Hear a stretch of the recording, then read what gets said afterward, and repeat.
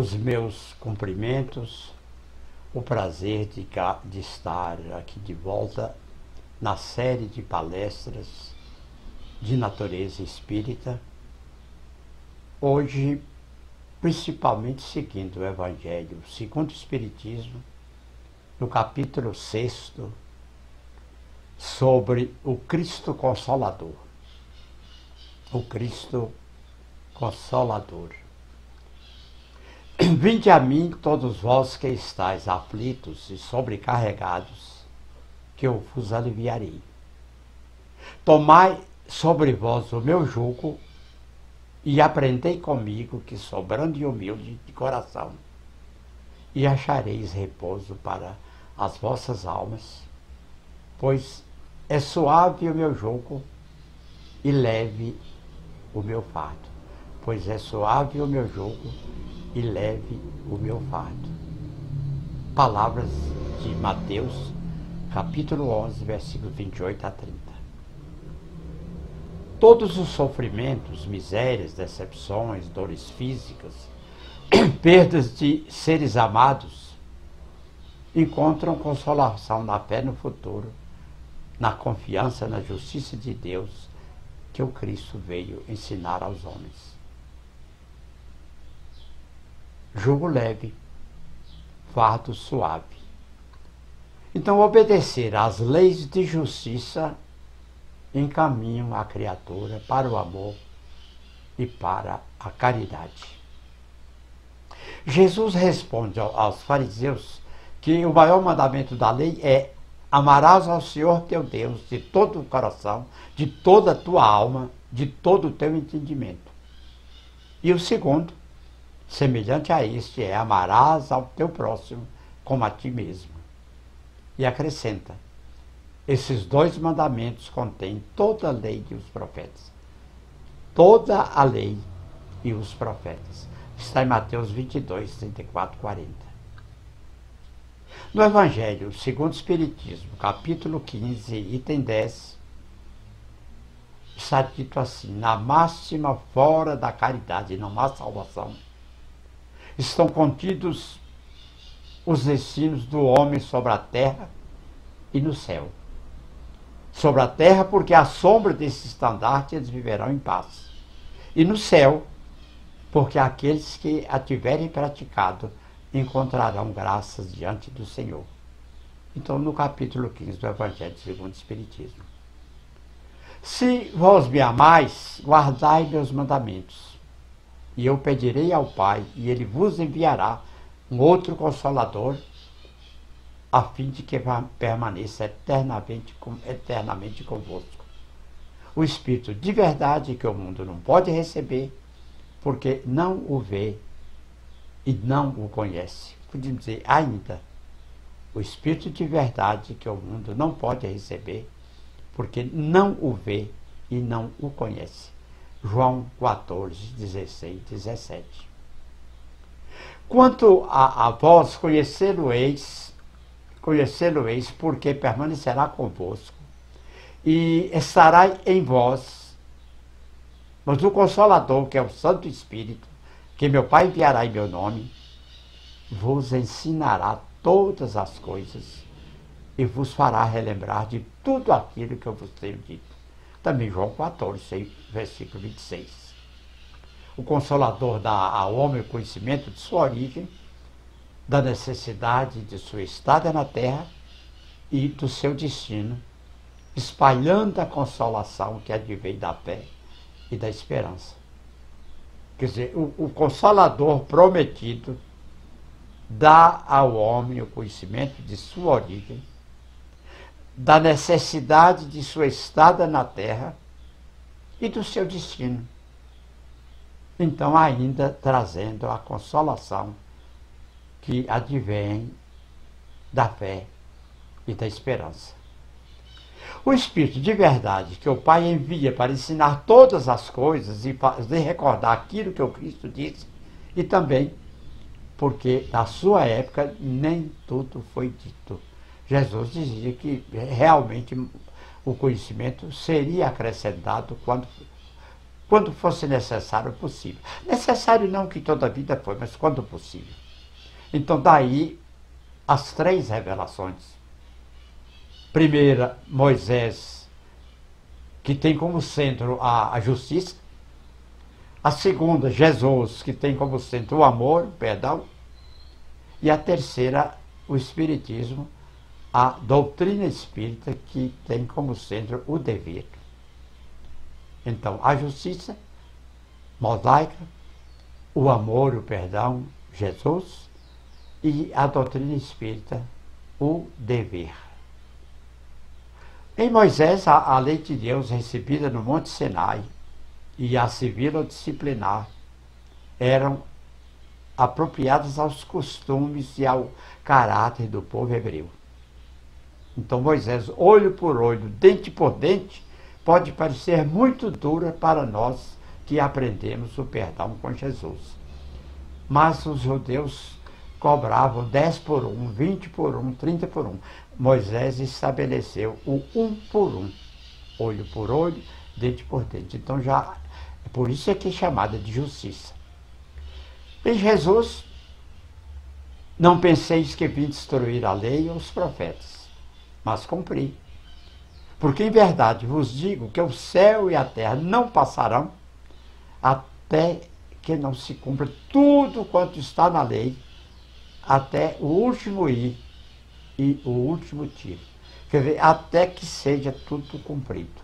Mateus, capítulo 5, 17 e 18. Já na doutrina espírita, é a ciência que vem revelar aos homens, por meio de provas irrecusáveis, a existência e a natureza do mundo espiritual e suas relações com o mundo material. O Espiritismo é a chave que nos ajuda a tudo explicar com facilidade. Então, tem a doutrina espírita um tríplice aspecto: ciência, filosofia, religião. Então, as 3 concentram o Espiritismo, que é religião, ciência e filosofia, intrincadas, embrincadas. Tríplice aspecto, repetindo: a religião sublima, a ciência estuda, a filosofia esclarece.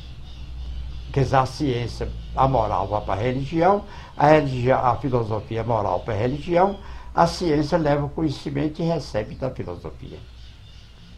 A ciência comprova a estrutura do ser humano, a imortalidade do espírito, a influência exercida pelos espíritos, o intercâmbio mediúnico, a reencarnação, a pluralidade dos mundos habitados. Vou repetir porque é importante. A ciência, estrutura do ser humano, imortalidade do espírito, influência exercida pelos espíritos, intercâmbio mediúnico, reencarnação, pluralidade dos mundos habitados. Na filosofia, a filosofia analisa a criação divina, a origem e destino. Reflete todas as causas da felicidade e da infelicidade humanas. E propõe as regras de conduta corretas para a nossa vida, para o nosso viver. Quanto à religião, o Evangelho de Jesus, modelo e guia da humanidade, virtudes e vícios, livre arbítrio, a justiça como lei de causa e efeito, o consolo e o conforto e o dever. O Espiritismo é ao mesmo tempo uma ciência de observação e uma doutrina filosófica. Como ciência prática, consiste nas relações que se pode estabelecer entre nós e os espíritos. Como filosofia, compreende todas as consequências morais que decorrem de tais relações, quer dizer, nós com os espíritos. Palavras de Allan Kardec. Espiritismo, então, ciência, filosofia e religião, num triângulo de forças espirituais. E a religião, nas palavras de Emmanuel, ângulo divino que liga a terra ao céu. Educação do espírito.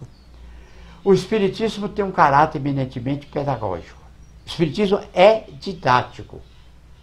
Não só porque seu fundador, Hipólito Leon Denis Rivai, tenha sido um grande educador francês, seguidor da proposta de Pestalozzi, seu mestre, mas também porque o cerne da filosofia espírita é uma proposta de educação do espírito. As vidas sucessivas funcionam como uma escola, uma educação que não para, uma educação do espírito realmente que caminha para cima, evoluindo sempre. O Espiritismo não entende o devir humano como uma história de salvação, segundo o conceito cristianismo tradicional, mas como uma história de evolução. Então não é só porque há um futuro, o devir humano. É como a vida como história de evolução. Humildade, modéstia, desinteresse, coragem, perseverança, devotamento, abnegação, firmeza inabalável e prudência e tato. É assim que diz o Espírito de verdade na codificação. Bem-aventurados os aflitos, porque eles serão consolados. O Espiritismo mostra a causa dos sofrimentos nas existências anteriores e na destinação da Terra. Mostra o objetivo dos sofrimentos como crises salutares que produzem a cura e como meio de depuração garante a felicidade nas existências futuras. O Espiritismo vem promover o entendimento pela fé raciocinada, pelo saber fazer e querer fazer, pelo livre-arbítrio, mas com um entendimento cerebral, com um raciocínio absolutamente lógico, que é realmente o importante.